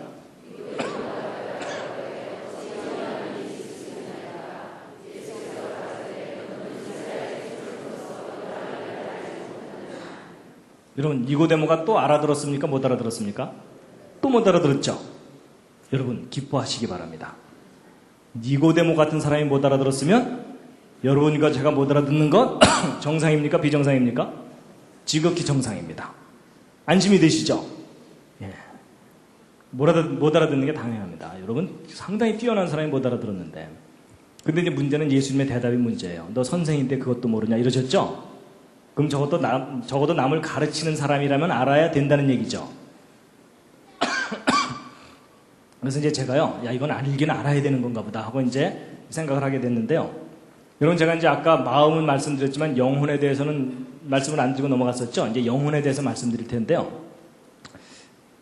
자, 시편 19편 7절에 아주 중요한 말씀이 있습니다. 영혼이 무엇과 관계되어 있는지를 말씀하시는 건데 함께 읽으시겠습니다. 시작. 예, 여호와의 율법은 완전해서 영혼을 소송케 한다는데, 이게 말이 좀 어려운데, 소송케 한다는 말은 기절했던 것을 깨어나게 한다든지 죽은 것을 살아나게 하는 거예요. 그렇죠? 그러니까 사람의 영혼을 되살아나게 하는 게 뭐라고요? 율법이죠. 그럼 여러분, 일단 사람의 영혼이 무엇과 관계에 있다는 거냐면 율법과 관계에 있다는 얘기입니다. 그렇죠? 예. 자, 여러분, 이제 지금부터요, 옆에 앉은 분 마음을 읽는 방법을 알려드리겠습니다. 하지 말까요? 마음이 읽힐까봐 두려우시나요? 여러분, 사람의 마음이 눈에 안 보인다 그랬죠? 근데 사람의 마음을 읽을 수 있는 방법이 있습니다. 자, 알려드릴게요. 원칙대로만 하시면 됩니다. 첫 번째 원칙이 뭐냐면요, 차원이 같아야 돼요. 무슨 얘기냐? 여러분, 길이를 재려면 자로 재고 무게를 재려면 저울로 재죠. 여러분, 키 170cm, 몸무게 60kg, 이건 맞는 표현이지만 키 60kg, 몸무게 170cm, 이거 잘 돌봐줘야 됩니다. 그렇죠? 근데 여러분, 이거 굉장히 단순한 얘기 같지만 여기에 중요한 원리가 하나 있습니다. 뭐냐? 길이는 길이로 재고 무게는 무게로 잽니다. 그럼 여러분, 마음은 무엇으로 재겠어요?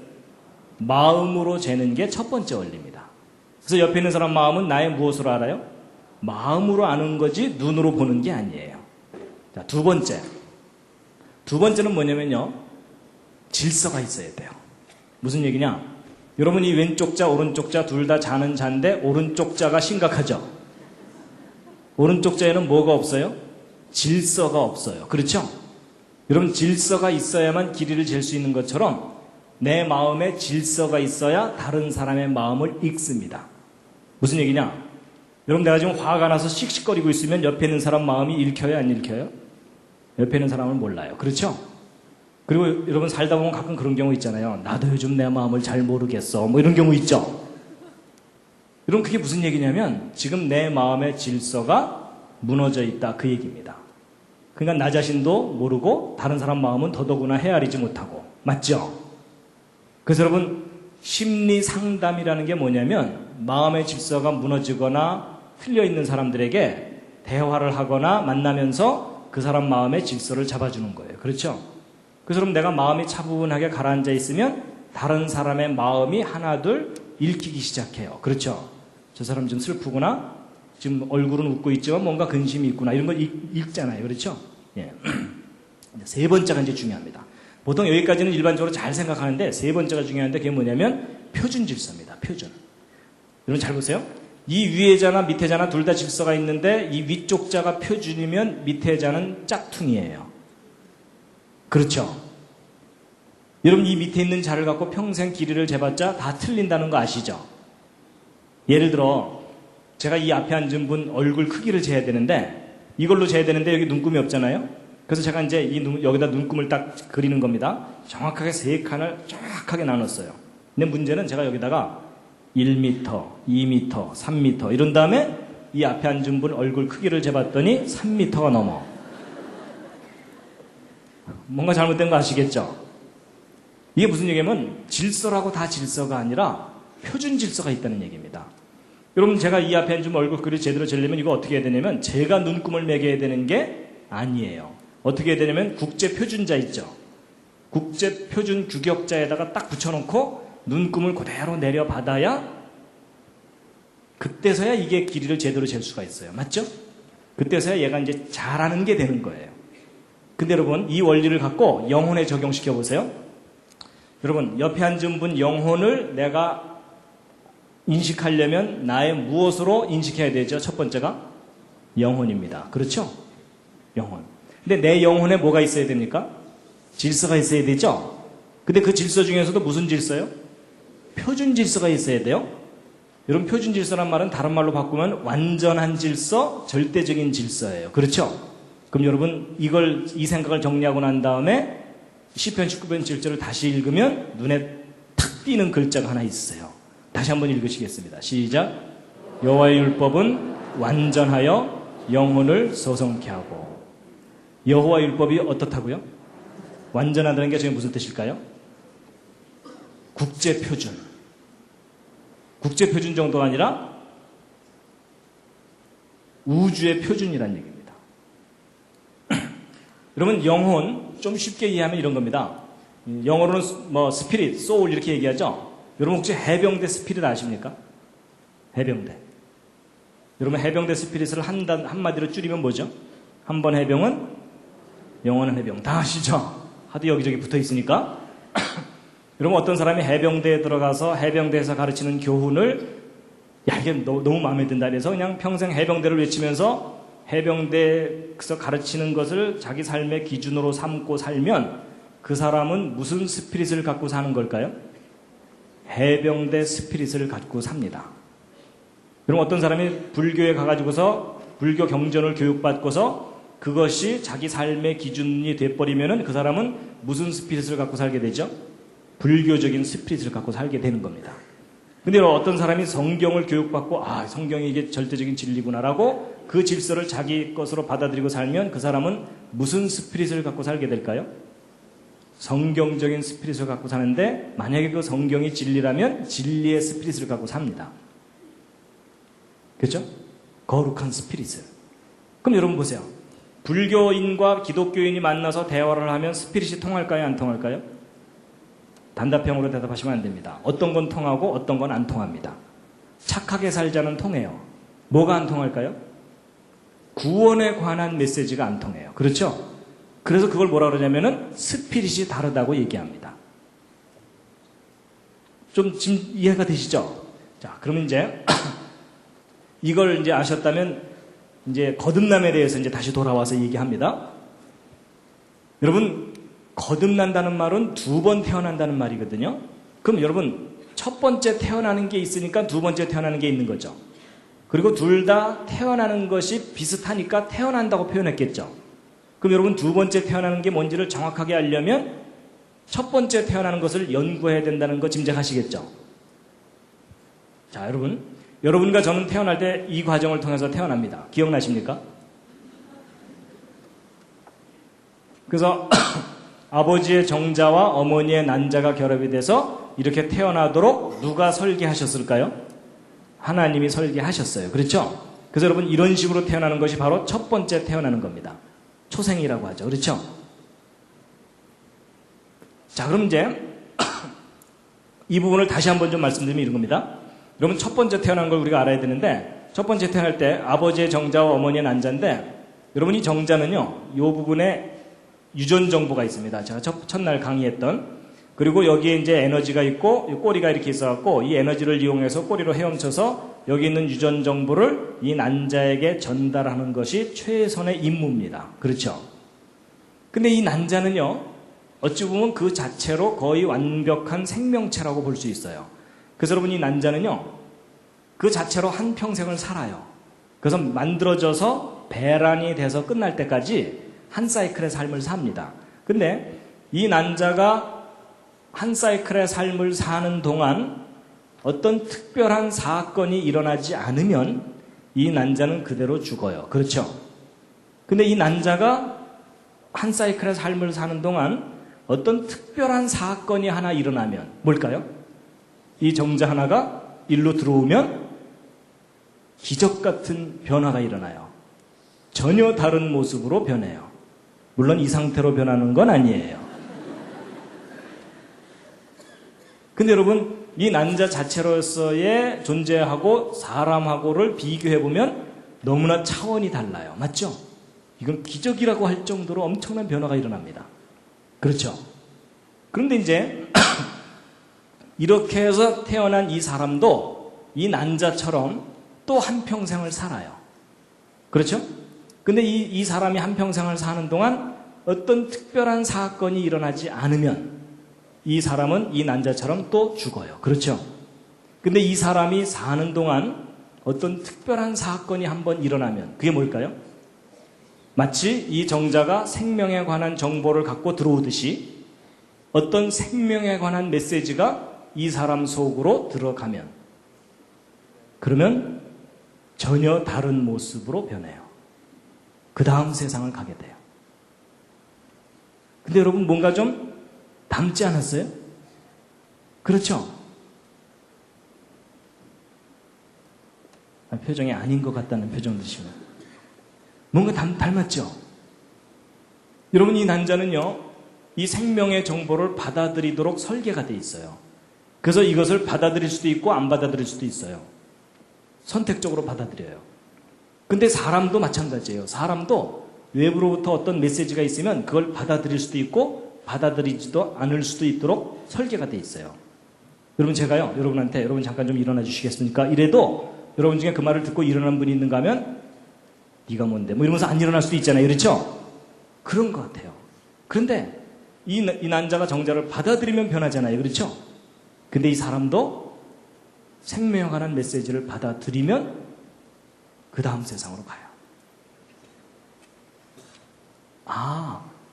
여러분 이게 첫 번째 태어나는 건 분명하죠. 그렇죠?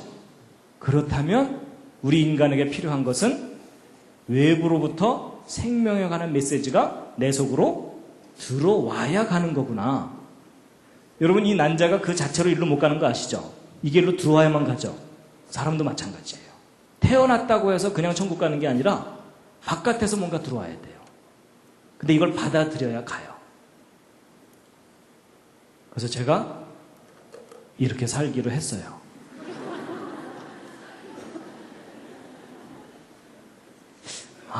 예수님이 얘기한 네가 2번 태어나야 간다는 얘기가 이 얘기겠구나.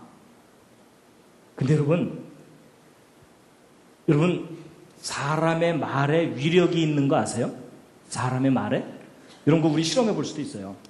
예를 들어 이 중에 어느 한 분을 딱 정해놓고 여러분이 매주일 만날 때마다 이분에게 부정적인 얘기를 하는 거예요.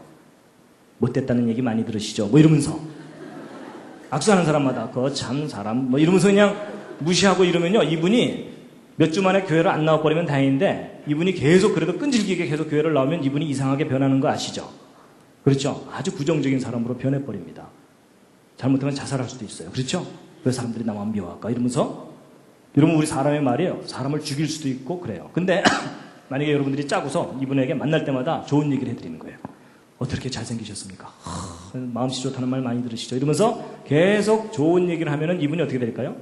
싹 살아나요. 맞죠? 그리고 여러분 어떤 사람이 지나가는 스치는 소리를 한마디 딱 했는데 그게 마음에 딱 걸려갖고서 그냥 삶을 포기하는 그런 경우도 있잖아요. 그렇죠? 여러분 사람의 말도 위력이 있을진데 거룩하신 하나님의 그 말씀이 사람의 영혼을 살리고 죽이는 위력이 있지 않느냐 하는 얘기라는 겁니다.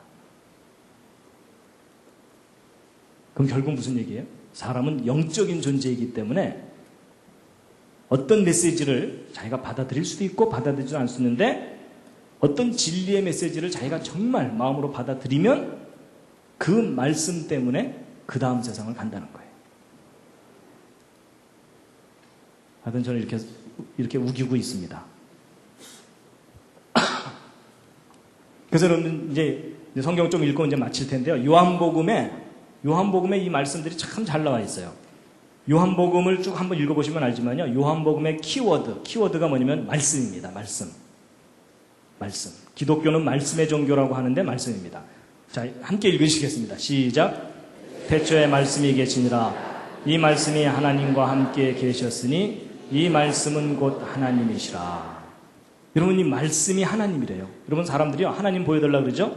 여러분 하나님은 말씀으로 우리가 깨달을 수가 있습니다. 그런데 또 읽겠습니다. 시작. 말씀이 육신이 되어 우리 가운데 거하시매 우리가 그 영광을 보니. 여러분 그 말씀이신 하나님이 사람의 모습으로 오신 분이 누구예요? 예수 그리스도입니다. 그러니까 예수 그리스도는 곧 말씀이에요. 그래서 요한복음 8장 47절 함께 읽으시겠습니다. 시작.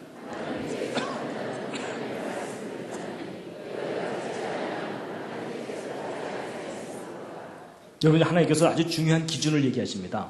하나님께 속한 사람은 하나님의 무엇을 듣는다고요? 말씀을 듣는다는 겁니다. 이게 교회를 나온다, 헌금 많이 한다 그 얘기가 아닙니다. 가장 기독교의 핵심은 말씀입니다. 눈에도 보이지 않는 그 말씀을 내가 받아들이느냐 아니냐 그겁니다. 그래서 거듭 나옵니다. 시작. 그 말씀이 너희 속에 거하지 아니하니 이는 그의 보내신 자를 믿지 아니함이니라. 여러분, 그의 보내신 자가 창조자 하나님이 우리의 구원을 위해서 보내신 분인데 누구죠? 예수 그리스도죠. 그러니까 예수 그리스도를 믿느냐 안 믿느냐의 기준이 뭐라고요? 그 말씀이 내 속에 살아있느냐 아니냐입니다. 이건 제 얘기가 아니라 예수님의 말씀입니다. 그렇죠? 그럼 그게 무슨 얘기냐면요. 여러분 평생 동안 교회에 그렇게 충성을 하는데도 예수를 안 믿을 수도 있어요.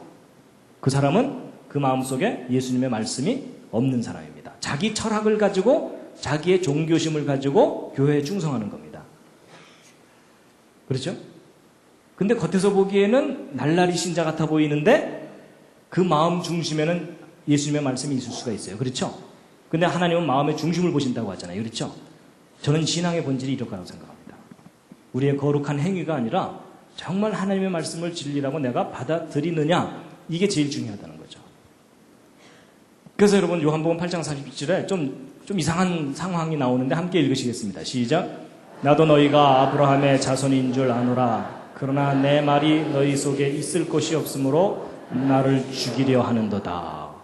여러분 이 부분은 좀 이상한 거예요. 여러분 예를 들어 이런 거예요. 제가 오늘 막 이렇게 강의하다 말고 여러분이 저를 지금 죽이려고 그래요. 이러면은 제가 미친 거죠. 그렇죠?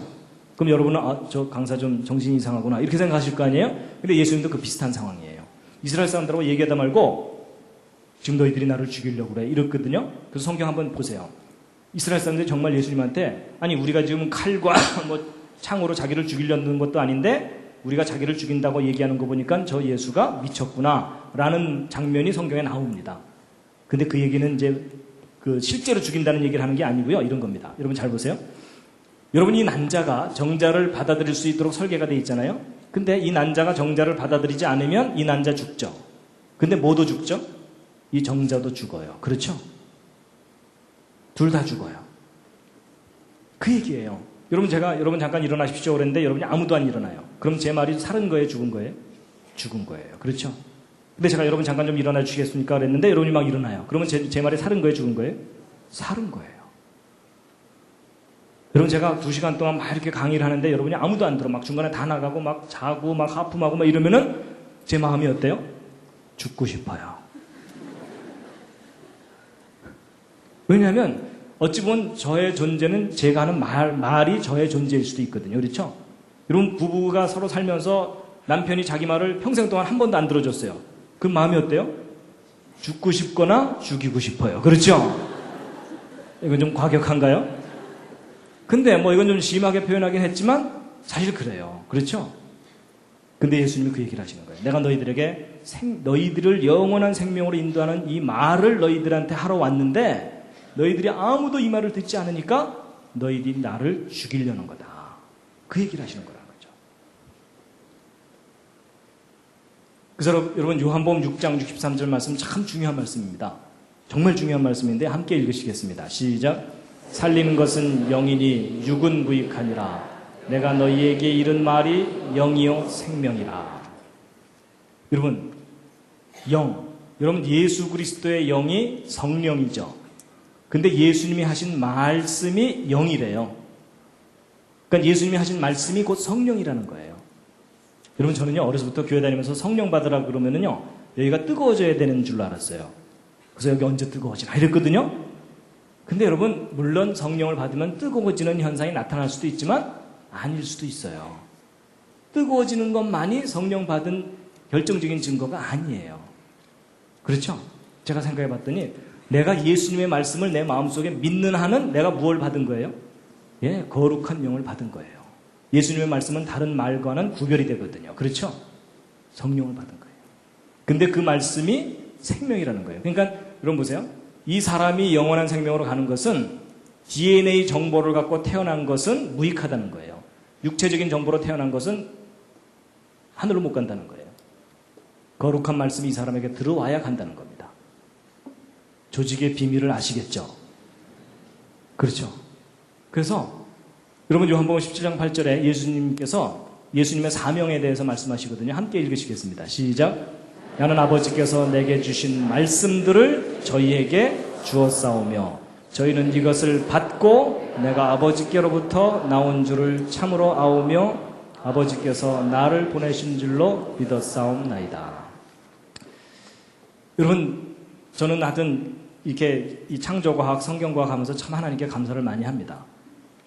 이런 과학을 공부하다 보니까 하나님이 창조하신 과학의 세계와 하나님의 말씀과 뭔가 닮은 게 없나 이걸 이렇게 보게 됐어요. 그러다가 저도 거듭남에 대해서 저도 이해를 못하고 있다가 조금 전에 설명드린 그거 있잖아요. 그죠? 야, 하나님께서 첫 번째 태어나도록 이렇게 하셨다면 그럼 두 번째 태어나는 건 뭘까 하고 보다 보니까 제가 나름대로 이제 깨달은 거예요. 거의 정답 같은데 아닐지도 몰라요. 또 올라가서 혼날지도 모릅니다. 아니었어 임마 뭐 이러실까. 여러분 요한복음 22장 48절 함께 읽으시겠습니다. 시작. 나를 저버리고 내 말을 받지 아니하는 자를 심판할 이가 있으니 곧 나의 한 그 말이 마지막 날에 저를 심판하리라. 여러분 사람은 누구나 다 하나님 앞에 심판받는 걸 두려워합니다. 맞죠? 근데 여러분 두려워하지 마시기 바랍니다. 그 심판에 대해서 여러분이 자신 있을 방법이 있어요. 그게 뭐냐면 심판, 그 말이 심판한다 그랬죠? 저게 무슨 뜻이냐면요. 예를 들면 이런 거예요. 우리가 이제 하늘나라 앞에 하나님 앞에 딱 갔을 때 요즘 그 인터넷에 검색 프로그램 같은 거 있잖아요. 그렇죠? 사람마다 하나님이 검색을 쫙 해보세요. 근데 없네. 뭐가 없다는 뜻일까요? 하나님의 말씀이 그 사람에게 없는 거예요. 그러면 하나님의 반응이 뭘까요? 내가 너를 도무지 알지 못한다. 그렇죠? 근데 하나님 앞에서 쫙 이렇게 해봤더니 그 사람이 하나님의 말씀을 가지고 있어요. 그럼 뭐예요? 네가 나를 알고 내가 너를 안다. 그렇게 얘기하시는 거죠. 그러니까 제가 이제 천국문 앞에 가서 작전이 뭔지 아세요? 말씀하셨잖아요. 이러면서 버티면 돼요. 무슨 말인지 아시죠? 하나님께서 하나님께 구원을 요청하는 사람마다 다 구원해 주신다고 말씀하셨잖아요. 제가 그거 믿고 왔기 때문에 저 구원해 주셔야 됩니다. 라고 버티면 주님께서 알았다 들어가라 뭐 이렇게 돼요. 그때 하나님 앞에 가갖고 제가요 새벽 기도를 1년 내내 나왔고요. 이런 얘기 해봐야 소용없는 거 아시죠? 제가 착한 일을 무지 많이 했는데 이래도 소용없어요. 우리가 의지해야 되는 건 하나님이 하신 말씀. 이거 안 변하는 거거든요. 이것만 딱 붙잡고 있으면 통과합니다. 동의하십니까? 네. 제가 작전 다 알려드렸습니다. 네. 시편 1편 말씀입니다. 함께 읽으시겠습니다. 시작. 복 있는 사람은 악인의 꾀를 쫓지 아니하며 죄인의 길에 서지 아니하며 오만한 자의 자리에 앉지 아니하고 오직 여호와의 율법을 즐거워하여 그 율법을 주야로 묵상하는 자로다. 그럼 여기 복 있는 사람은 아파트 100평이 아닙니다. 정말 하나님께로부터는 진짜 복입니다. 그 사람은 악인의 길을 쫓지 않는단 말이 무슨 말이냐면 잘못된 정보를 받아들이지 않는다는 겁니다. 진리의 정보만 받아들인다는 거예요. 하나님께로부터. 그래서 오직 여호와의 율법, 진짜 메시지만 받아들이고 그것을 주야로 묵상한다고 돼 있죠. 묵상이라는 게 뭐냐면 자기 마음속에 그게 있어야 꺼내서 묵상을 하죠. 그렇죠? 그 말씀이 그 속에 들어있는 사람. 그 사람이 진짜 복 있는 사람이라는 거예요. 왜냐하면 영생을 갖게 되거든요. 그래서 요한복음 8장 51절 함께 읽으시겠습니다. 시작. 진실로 진실로 너희에게 이르노니 사람이 내 말을 지키면 죽음을 영원히 보지 아니하리라. 여러분 저 말씀을 믿으십니까? 하여튼 저는 믿기로 했어요. 아 그거구나. 그래서 저는 예수 그리스도께서 우리에게 하신 그 말씀이 천국의 열쇠다. 저는 그렇게 생각합니다. 오 하나님 그 말씀을 저에게 주셔서 감사합니다. 그럼 여러분 이제 거듭남이 무엇인지에 대해서 이제 오늘 나름대로 생각이 정리가 되셨을 겁니다. 예, 다시 한번 읽으시겠습니다. 시작.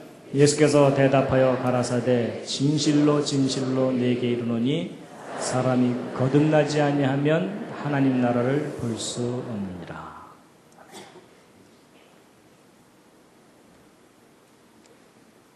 마지막 꽃다발입니다.